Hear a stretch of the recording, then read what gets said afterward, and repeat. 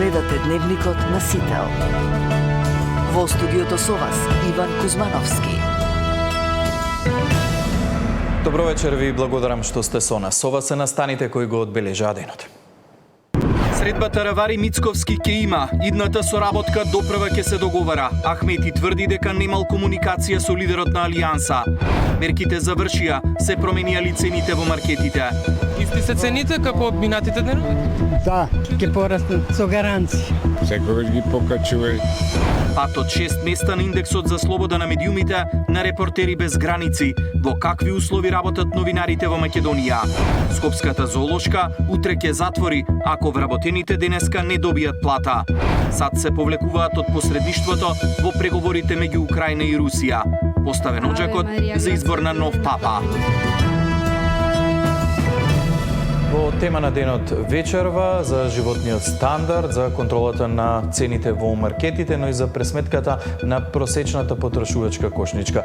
Разговарам со заменикот министер за економија и труд Маријан Ристевски. Останете со нас.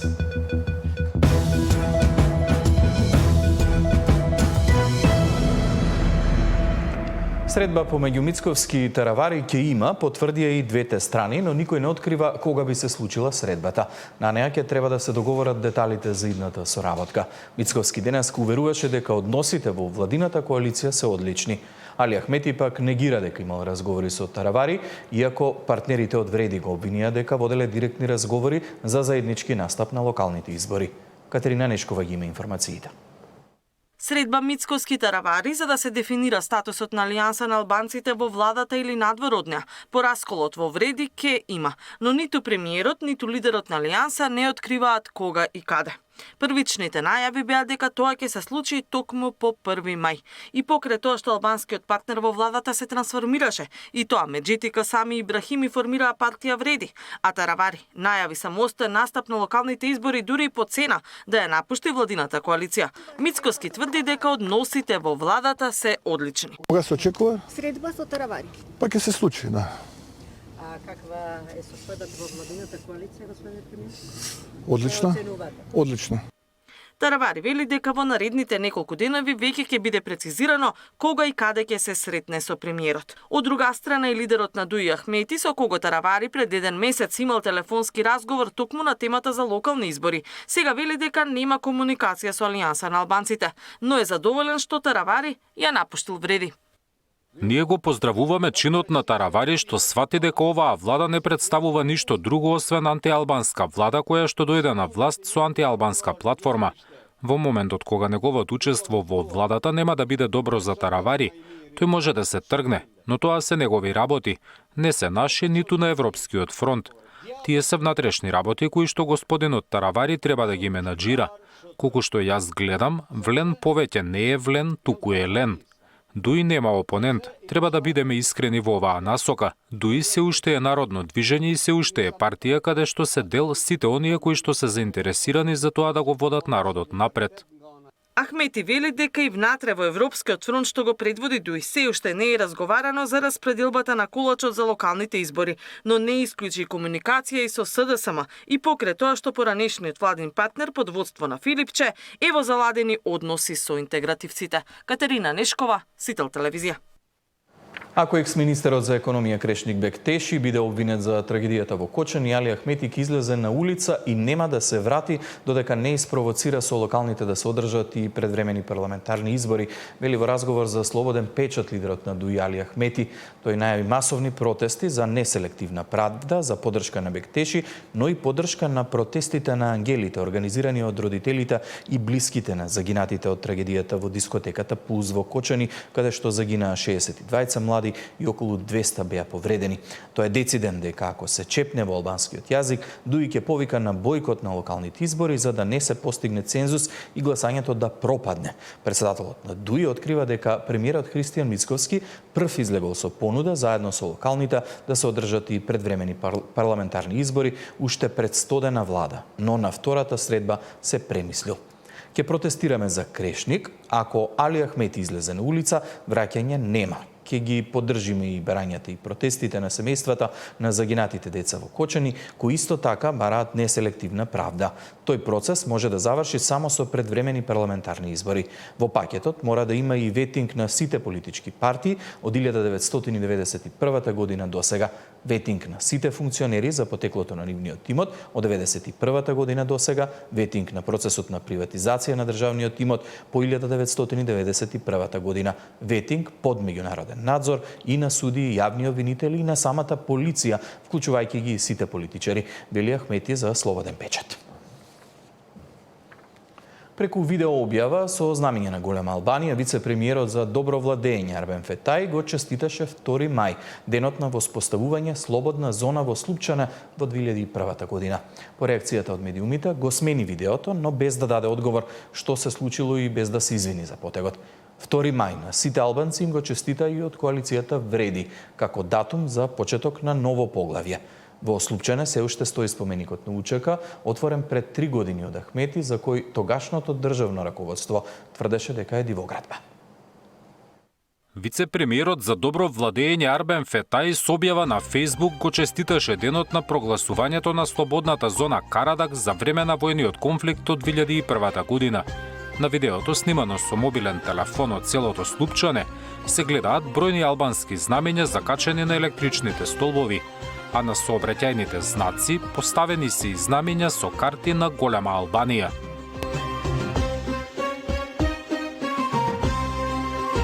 На видеото се гледа и музеот посветен на УЧК, кој беше отворен на денешен ден пред 3 години. Во објавата, вице-премиерот Фетај се заблагодарува на поранешните војници на УЧК и пишува дека Слупчане не е само место, туку олтар на слободата. Честит 2 мај, ден на прогласувањето на слободната зона Карадак. Но снимката на која се гледаат знамињата со Голема Албанија, за кратко ја повлече Фетај и ја замени со ново видео од кое беа избришани тие делови. Денот на прогласувањето на слободната зона кај Слупчане го честиташе владиниот коалиционен партнер Вреди и како што велат, 2 мај е датум кој потсетува на жртвата за еднаквост и правда. Секоја година на 2 мај жителите на Слупчане и пошироко го одбележуваат еден од најважните датуми во поновата историја, денот кога е прогласен за слободна зона по вооружениот конфликт во 2001 година, велат во своето соопштение од Вреди.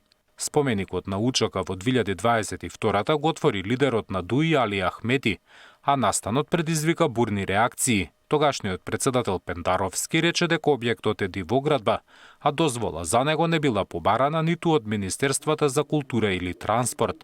Изградбата на споменикот ја финансирала општината Липково, за што потрошила 200.000 евра. Зоран Јаневски, Сител телевизија. Мерките завршија, се променија цените во маркетите. Исти се цените како минатите денови? Да, ќе пораснат со гаранција. Секогаш ги покачува. Пат од 6 места на индексот за слобода на медиумите на Репортери без граници. Во какви услови работат новинарите во Македонија?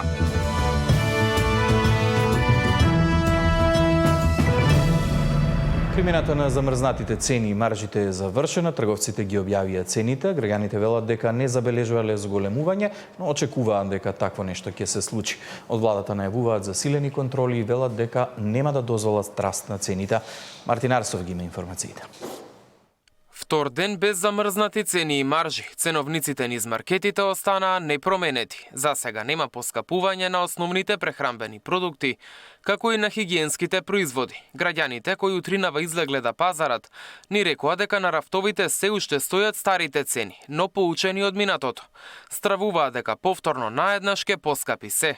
Бев са бајле, ама немаше. Исти се цените како од минатите денови? Да, тоа што купив е исто, не знам другите. Да, на брзината идат из пазари. Очекувате да пораснат цените сега од пазарот? Ќе пораснат со гаранција. Со гаранција ќе пораснат. Требаше да потраат мерките малку подолго? Треба. Треба, пензионерите се со мали пензички и треба. Секогаш ги покачува. Ќе види сега јајца на што бе 68 денари. Сега ќе видат најмалку 90 денари. Премиерот пак уверува дека нагло поскапување ќе нема. Такви трикови ние нема да дозволиме да се случат. Тоа сега видите, можеби некој да се обидува да се служи со такви трикови, но тоа нема да се случи, бидејќи лично разговарав и со министерот и со директорот на пазарниот инспекторат за засилена контрола, не само кај трговците, туку и кај дистрибутерите и производителите. Да видиме да нема некои привлезните фактури сега пак исто така трикови. Не само и оние кои што ги продаваат на своите рафтови во своите дуќани. Така што нема да се дозволи тоа. Користејќи ги податоците од минималната синдикална кошница, Сител направи анализа како се движеле трошоците за храна и пијалоци во период од една година. На 4-члено семејство во април лани му биле потребни 22.200 денари. Истиот месец годинава околу 21.500 денари. Гледано по месеци има доста варијации нагоре-надолу. Од мај минатата година цените бележат пораст, достигнувајќи 23.000 во септември. Потоа следи благ пад во октомври поради мерката есенска кошница. Од тогаш цените растат постојано и го достигнуваат пикот во февруари, со речиси 23.500 денари. Откако се замрзнаа цените и маржите, трошоците за храна и пијалоци бележат континуиран пад за 2.000 денари. Мартин Арсов, Сител телевизија. Јавниот долг во првиот квартал од годинава се намалил за 4,7 поени на 57,7% од БДП. За 3,7 поени се намалил и државниот долг. Од Министерството за финансии велат дека ова било резултат на нивното одговорно работење. Јавниот долг се спушти на најниско ниво во последните 5 години. Во првиот квартал од годинава долгот се намалил за 4,7 поени на 57,7% од бруто домашниот производ. Регистрирано и намалување во апсолутен износ. Две причини се тука главни. Една е заради новиот бруто домашен производ кој што го проектиравме за 2025, тоа е раст од 3,7%, но и фактот дека имаме намалување во апсолутен износ кај јавниот долг од 36 милиони евра, чисто за споредба. Минатата година и за истиот период наместо намалување сме имале зголемување од 292 милиони евра и тогаш состојбата била со таквиот проектиран БДП како што го проектираше претходната влада, 58,6%. Значи, во суштина за овој краток период од неколку месеци, покажавме дека со едно одговорно и домакинско работење може многу внимателно да се трошат народните пари и во суштина тоа го докажува, да кажам, и намалување на апсолутниот износ за 36 милиони евра во однос на крајот на 2024 година. За 3,7 поени се намалува и државниот долг кој во моментов е на ниво од 50,1% од БДП. Премиерот вели со одговорно трошење целта е јавниот долг до крајот на мандатот да се спушти под 55%. Според податоците кои ги објави владата, само во првиот квартал од оваа година Министерството за финансии раздолжило близу 680 милиони евра, вклучувајќи и 500 милиони евра за доспеаната еврообврзница. Во последните 10 години Македонија го зголеми јавниот долг за повеќе од 100%. Во 2015-тата сме должеле 4,2 милиарди евра, а денеска нешто на 9,5 милиарди. Најмногу на годишно ниво сме се задолжиле во 23-тата, кога за 365 дена долгот скокнал за речиси 1,2 милиарди евра, што значи дека Македонија во просек секој ден се задолжувала за нови 3 милиони евра. Александар Спасовски, Сител телевизија. Во тема на денот вечерва за цените и животниот стандард разговарам со заменикот министер за економија и труд Маријан Ристевски. Ристевски, добро вечер, добре дојдовте во дневникот на Сител. Добро вечер, добре најдов. Вчера заврши владината мерка за замрзнати цени и маржи на голем број производи. Маркетите и трговците веќе не се обврзани да ја почитуваат оваа одлука. Колку сте задоволни после 2 месеци од примената на оваа мерка? Од она што го кажува Државниот завод за статистика, ние имаме навистина едно умерено задоволство во однос на реализација на одлуката, односно беа тоа 2 одлуки, како што знаете, каде што имавме скалесто ограничување на бруто профитната маржа на 5, 10 и 15%, беа опфатени 102 групи производи или преку 1000 производи во сите маркети на ниво на Република Македонија. Мерката траеше, да не речам, скоро 2 месеци и во текот на вчерашниот ден со крајот на месец април и заврши самата мерка, така да првиот резултат кој го имавме Државниот завод за статистика, кој се објавува на 7 секој месец, го имавме на претходниот месец, извинувам, на 7 март за претходниот месец, каде што увидовме дека мерката дала одредени резултати, бидејќи во однос март во однос на февруари имавме дефлација од 1-2%, а во однос на цените на храната и пијалоците имавме 3% намалување, што значи тоа е солиден ефект од самата мерка. Наредните мерки, конечни од мерката и одлуките, треба да ги имаме на 7 мај, каде што ќе сметам дека ќе имаме уште се следи овој пат, очекувате? Па мислам дека да, дека ќе биде задржана инфлацијата на едно ниско ниво, исто и цените на поголема стабилизација на цените, некаде и намалување на цените. Верувајте да не биле овие мерки и одлука, ќе имаме многу повисоки цени во овој период, посебно кога имаме големи трошења за време на Рамазан, за време на Великден, мајските празници и така натаму. Така да на некој начин ние го заштитивме животниот стандард на граѓаните во овој период и очекуваме да комплетниот резултат биде добар, а тоа ќе го покаже Државниот завод за статистика. Реално имаше резултати и ефект, тоа го почувствува и граѓаните и такви се нивните изјави. Да, секоја се поделени, да речам, мислењата. Очекувањата на граѓаните се дека нема да останат цените на ова ниво, дека ќе следи повторно зголемување на цените во маркетите. Какви се реално вашите очекувања и која е пораката до трговците? Ние ќе ги пратиме и понатаму цените, значи со завршување на одлуките и мерките, ние не престануваме да ги пратиме цените, ќе ги пратиме преку Државниот пазарен инспекторат, така да ќе се прават анализи пред се на резултатите од мерката, ќе видиме дали имаме неприродно, да речам, покачување на цените понатаму и неприродно предизвикување на инфлација и намалување на животниот стандард. А знаете дека приоритет секогаш на оваа влада, се надевам и на бизнис секторот, треба да бидат граѓаните и заштита на нивниот животен стандард. Доколку тврдиме дека немаме нагло покачување, нема потреба да се мешаме во самата пазарна економија. Тоа е и логиката. Меѓутоа, ако видиме дека има навистина поскапување, неоправдано одредени производи, се имаме производи поврзани со светските берзи, нели? Како што се кафе, какао и некои други производи. Тоа ќе следува мерки и понатаму кои што ќе ги предвиди владата, во која форма какви мерки ќе бидат, тоа ќе го одлучиме на некој од понатамошните состаноци пред се во Министерството за економија и труд, меѓутоа координирано со другите министерства, како што е тука Министерството за земјоделие, финансии и секако владата. Меѓутоа се размислувале за некои мерки кои што долгорочно би имале влијание со оглед на тоа да излеземе од оваа ситуација на неколку месеци, да замрзнуваме одредени цени, да замрзнуваме марџи. Има ли таков начин? Да, го размислуваме тоа, гледаме има различни како да кажам, одредени мислења од страна на јавноста, како тоа би се регулирало, ги земаме тука сте и вие медиумите, меѓутоа и бизнес секторот и стопанските комори, секако тука се и синдикатите нормално, Организацијата на заштита на потрошувачи и секогаш во однос на одлуките кои ги носиме, ги коригираме некогаш со цел да заштитиме животниот стандард.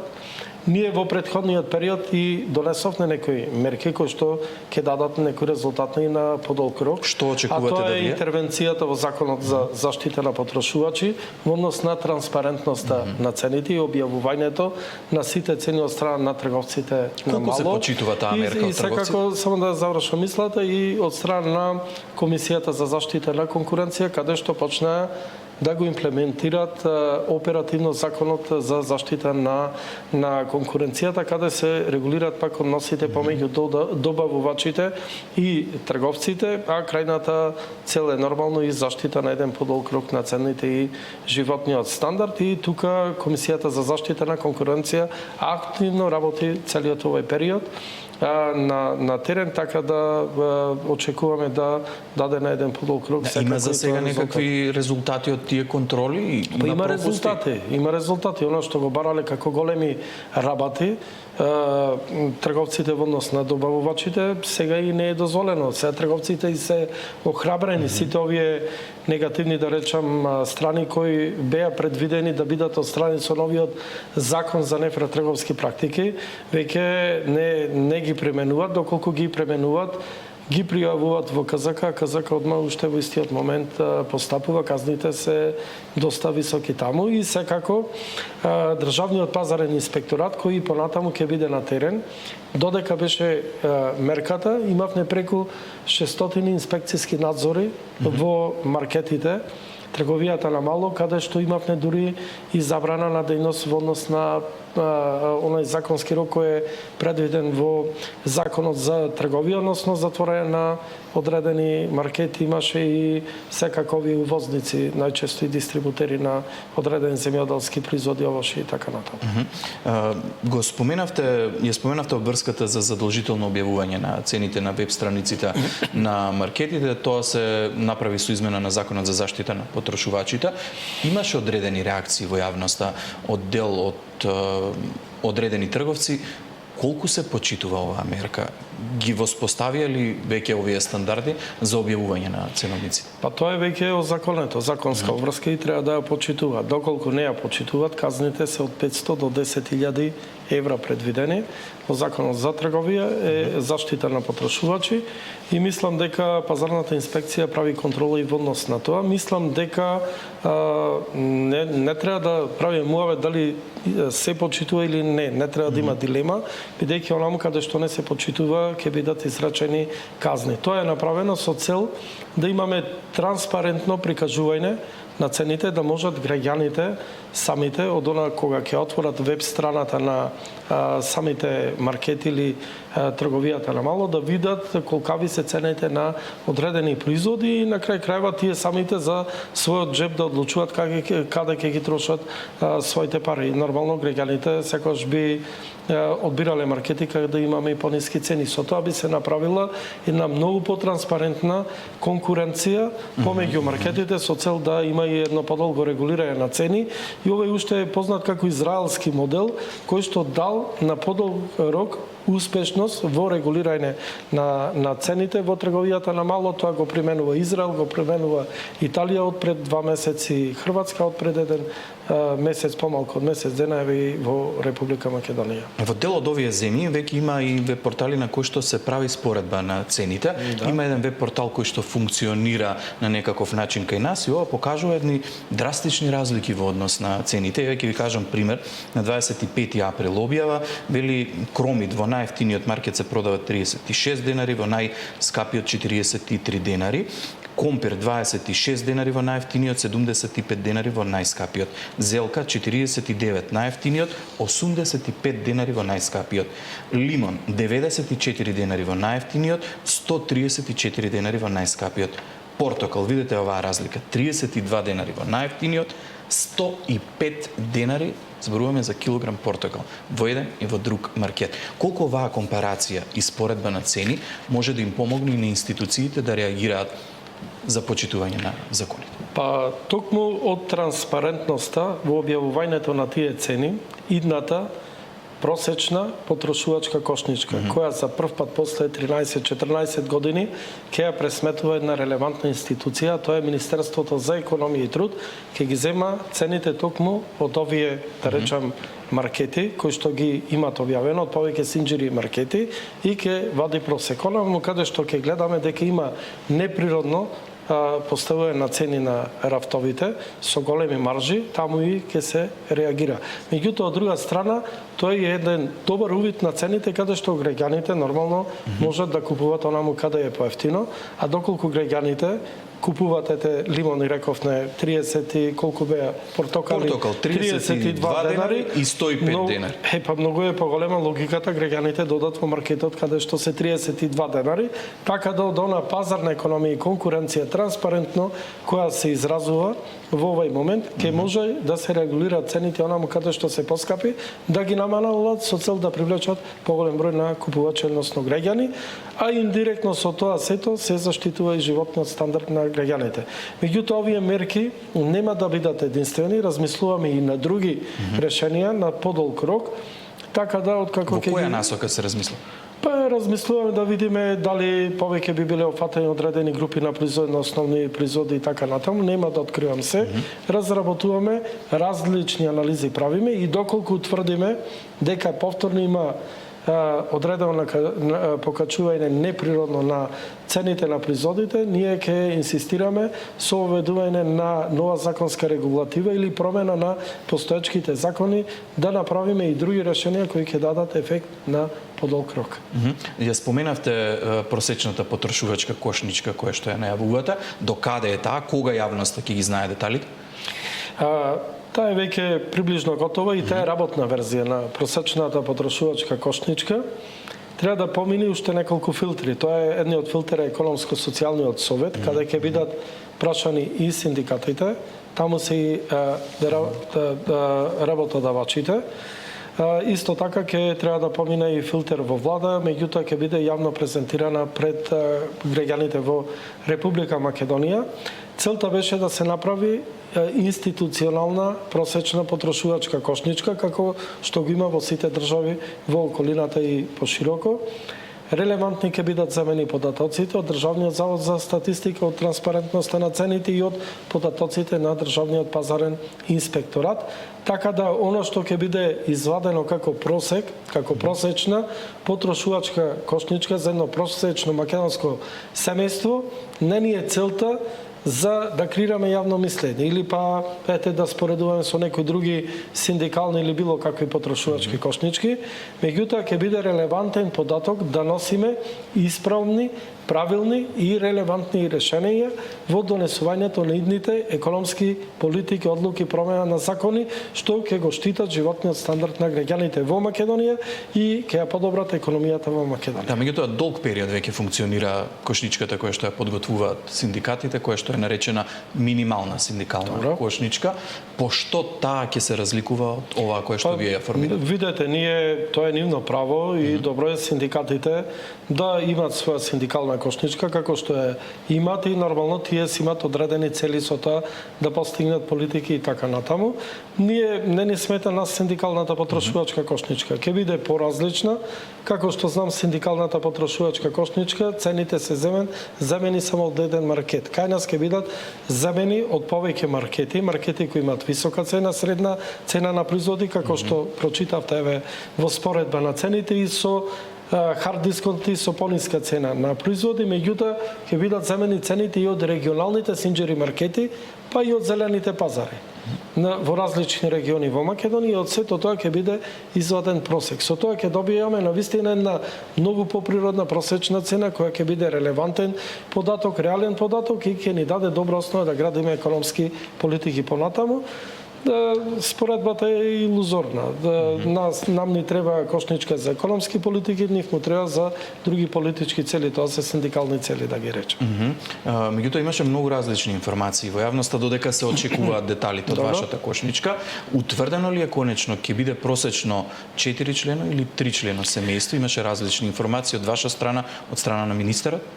Видете, различни беа информациите, ние пуштивме еден пробен балон да видиме како ќе реагира јавноста и така натаму, со цел да направиме многу поиздржана просечна потрошувачка кошничка. Бруталната реалност во Македонија е од Државниот завод за статистика земана и од страна на последниот попис дека Македонија е 307 члено семејство. Меѓутоа ние ако е тоа проблем, ние ќе ја пресметаме на 4 члено семејство. Тоа е се во однос на договор, како ќе се договориме, да ја пресметуваме со цел да извадиме порелевантен податок. Воопшто не е проблем тоа. Меѓутоа, проблем е да се внесуваат овошје, например, што не е карактеристично за одредена сезона, а се пресметува во синдикалната кошничка, едноставно ние ќе го пресметуваме она лошие кое што е карактеристично за трошењето на една просечна македонска фамилија.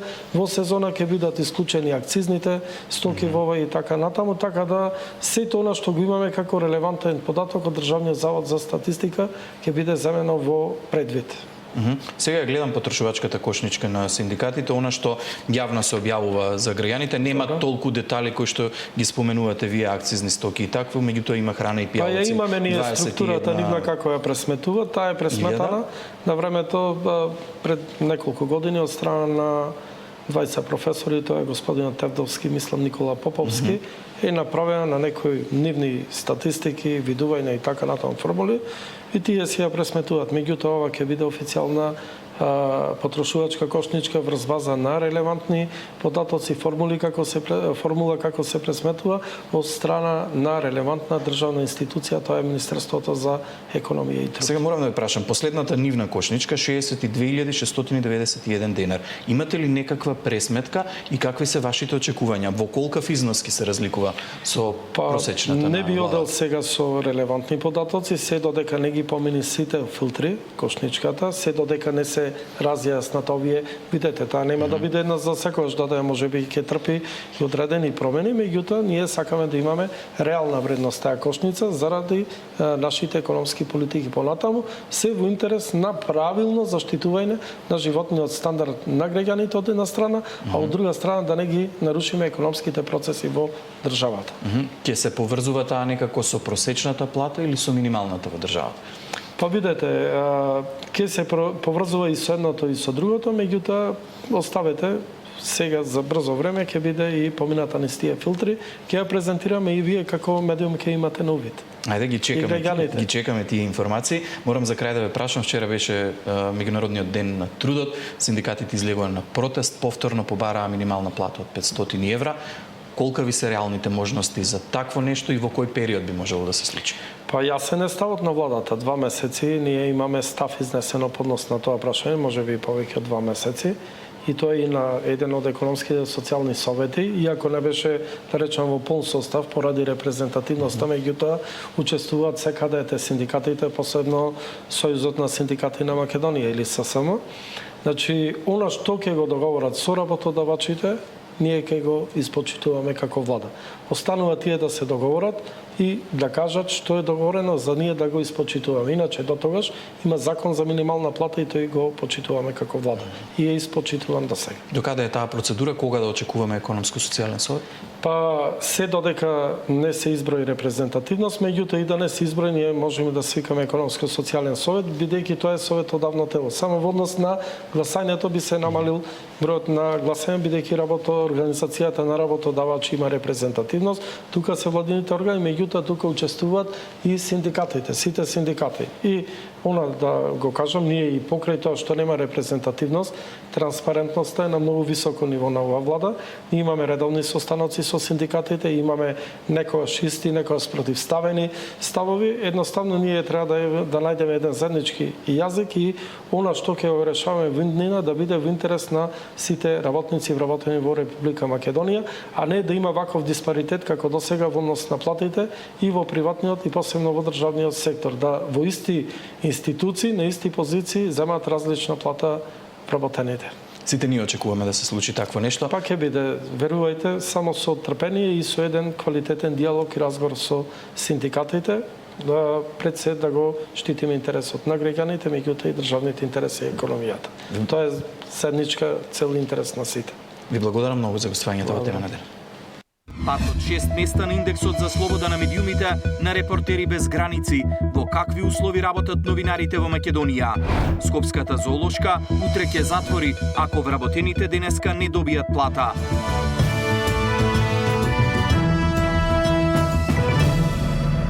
Македонија бележи пат од 6 места на индексот за слобода на медиумите на Репортери без граници. Според анализата, власта и опозицијата имаат создадено паралелни медиумски системи преку кои вршат политичко и економско влијание. Од Сдруженијето на новинари велат дека ова е потврда за потребата од реформи. Македонија годинава забележа пат од 6 места на индексот за слобода на медиумите на Репортери без граници.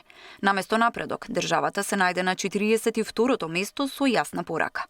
Дека иако новинарите не се соочуваат со класично непријателско обкружување, дезинформациите и ниското ниво на професионализам сериозно ја разнишуваат довербата на јавноста во медиумите. Извештајот предупредува и на односот на државните функционери, кои често знаат да биде деградирачки и навредлив кон новинарите. На хартија слободата на медиумите се уште е загарантирана, но реалноста покажува дека критичкото новинарство се потешко обстанува. Двете најголеми партии, и владеачката и опозицијската, имаат создадено паралелни медиумски системи преку кои вршат политичко и економско влијание. Како да се подобри состојбата?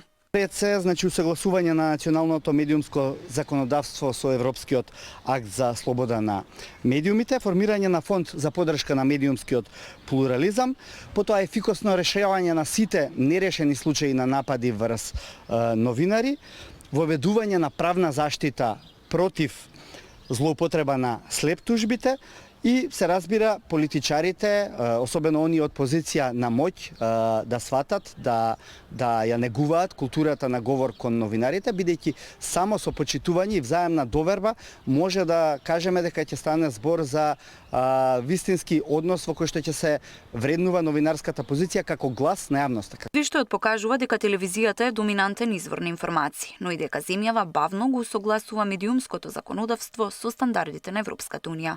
Дигиталниот простор пак станува извор на дезинформации и закани. Политичките партии денеска со меѓусебни препукувања за тоа кој е виновен што Македонија бележи пат на индексот на слобода на медиумите. Според опозицијската СДСМ, виновна е владеачката гарнитура.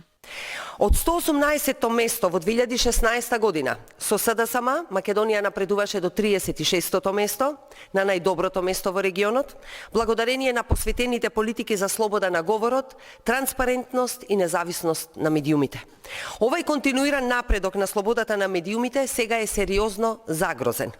ДПМН се врати, слободата на медиумите замина. Од ВМРО ДПМН пак вина да ја префрлаат на опозицијската СДСМ. Падот на индексот на Репортери без граници се должи главно на ширењето на лажни вести и дезинформации.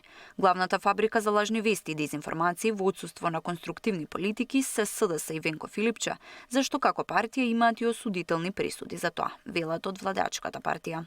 За опозицијските партии Левица и ДУИ, владеачката коалиција е виновна за задушување на медиумската слобода. Сликата од извештајот покажува дека земјите во регионот, Македонија и Црна Гора, имаат поголема медиумска слобода, дури и од членките на Европската унија, Грција, Бугарија и Хрватска.